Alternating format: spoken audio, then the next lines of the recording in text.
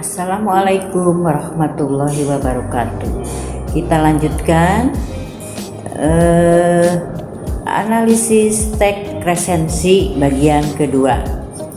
Kita lanjutkan kepada karakterisasi resensi ya. Resensi juga memiliki karakteristik tersendiri dalam hal kebahasaannya. Berdasarkan model-model yang tersaji terdahulu, tampak bahwa resensi dibentuk oleh kaidah-kaidah kebahasaan seperti berikut. A. Banyak menggunakan konjungsi penerang seperti bahwa, yakni, yaitu. Kata-kata tersebut digunakan untuk menjelaskan bagian-bagian tertentu dari buku yang diresensi. B. Banyak menggunakan konjungsi temporal sejak, semenjak, kemudian, akhirnya. Kata-kata tersebut terakit dalam kepentingan pemaparan tata urutan ataupun penceritaan kembali isi buku, terutama yang berbentuk narasi. C. Banyak menggunakan konjungsi penyebaban karena sebab.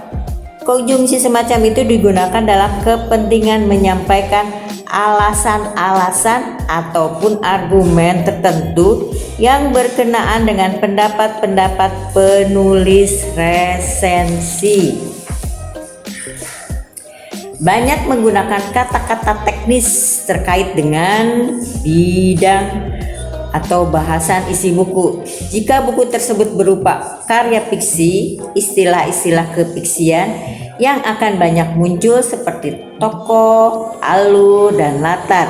Adapun apabila buku tersebut tentang ilmu pengetahuan, istilah-istilah pada bidang itu pula yang banyak digunakan penulis dalam resensinya.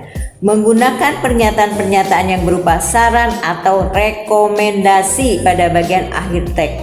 Hal ini ditandai oleh kata sebaiknya, seyogianya, hendaknya. Konjungsi temporal adalah kata sambung yang mengacu pada waktu. Konjungsi temporal menghubungkan dua peristiwa baik itu sederajat maupun tidak sederajat.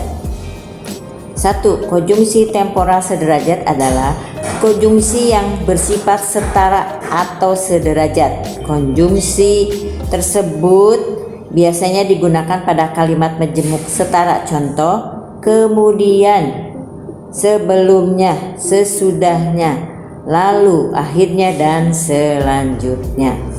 Konjungsi temporal tidak sederajat adalah konjungsi yang menghubungkan kalimat bertingkat. Tidak sederajat biasanya digunakan dalam kalimat majemuk bertingkat. Contoh, sementara, bila, demi, sambil, ketika, sejak, saat, semenjak, sebelum, dan sesudah. C. Menganalisis teks resensi. Teks yang satu ada yang tidak dijelaskan identitas karyanya secara jelas. Dengan ketidaklengkapan identitas itu, maka pemahaman kita terhadap informasi yang dikemukakan teks tersebut menjadi berkurang. Pemahaman terhadap teks tersebut menjadi terhambat. Kekurangan suatu teks mungkin pula dijumpai pada kalimat-kalimatnya yang tidak efektif atau mungkin pilihan kata yang sulit dipahami. D. Menginstruksikan resensi. Sebagaimana yang telah kita pahami sebelumnya, resensi adalah teks yang mengulas atau membahas suatu buku atau karya-karya lainnya. Resensi disusun berdasarkan tafsiran ataupun pemahaman atas isi buku yang kita dibaca. Berbeda dengan penafsiran terhadap teks lainnya yang lebih tertuju pada kepentingan kita sendiri. Penyusunan resensi selalu ditujukan untuk kepentingan orang lain. Hasil pemahaman itu kemudian disampaikan kepada halayak. Sebelumnya kita sudah mempelajari struktur dan ciri bahasa teks resensi. Dengan bekal kemampuan tersebut, kita dapat mulai mengkonstruksi teks resensi kita sendiri. Adapun langkahnya adalah sebagai berikut. A. Mencatat identitas bukunya secara lengkap, yakni meliputi judul, penulis atau pengarang, nama penerbit, tahun terbit, tebal buku, dan harga buku tersebut. B. Melakukan analisis dengan menentukan hal-hal menarik atau penting dari buku, baik yang berkenaan dengan isi, bahasa, maupun tata perwajahannya. Ya, jadi covernya itu buku itu bagus atau bagaimana, kita bisa mengomentarinya. C. Merumuskan penilaian berkenaan dengan kelebihan dan kelemahan buku dari berbagai aspek, menyertainya dengan alasan-alasan yang jelas. D. Merumuskan kesimpulan tentang buku tersebut secara keseluruhan. E. Membuat saran-saran atau rekomendasi untuk pembaca. Penting diingat, di dalam penulisan resensi kita harus memperhatikan struktur dan kaidah kebahasaannya. Satu, struktur resensi meliputi pengenalan identitas buku, gambaran isi buku secara keseluruhan, atau orientasi paparan argumen dan rekomendasi.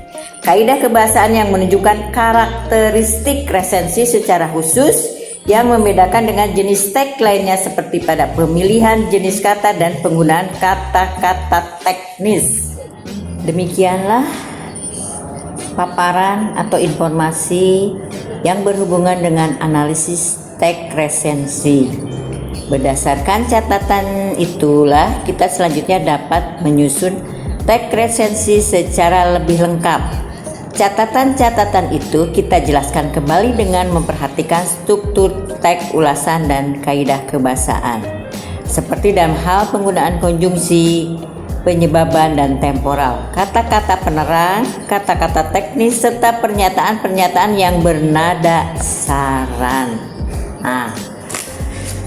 Setelah selesai pembahasan analisis teks resensi, marilah kita mencari satu buku, tugasnya ya untuk kelas 11, mencari satu buku bacaan, boleh berbentuk cerpen, novel, biografi, atau apa saja. Kemudian silahkan diulas atau dianalisis resensinya. Langkah-langkahnya seperti apa? Yaitu mencatat mencatat identitas bukunya secara lengkap, yakni meliputi judulnya, penulis atau pengarangnya siapa, nama penerbit, tahun terbit, tebal buku, dan harga buku tersebut. B. Melakukan analisis dengan menentukan hal-hal menarik atau yang penting dari buku, misalnya jalan ceritanya atau latarnya atau apa saja yang ada di dalam buku, baik yang berkenaan dengan isi, bahasa, maupun tata perwajahannya. Covernya juga bisa dibicarakan. Kemudian yang C-nya merumuskan penilaian berkenaan dengan kelebihan dan kelemahan buku dari berbagai aspek, menyertainya dengan alasan-alasan yang jelas. 3. Merumuskan kesimpulan tentang buku tersebut secara keseluruhan. E. Membuat saran-saran atau rekomendasi untuk pembaca. Itulah yang bisa kalian lakukan untuk membuat analisis teks resensi. Kerjakan di buku latihan bahasa Indonesia. Silahkan mengerjakan tugas dan nanti dikumpulkan di buku. Pembahasan sudah selesai. Assalamualaikum warahmatullahi wabarakatuh.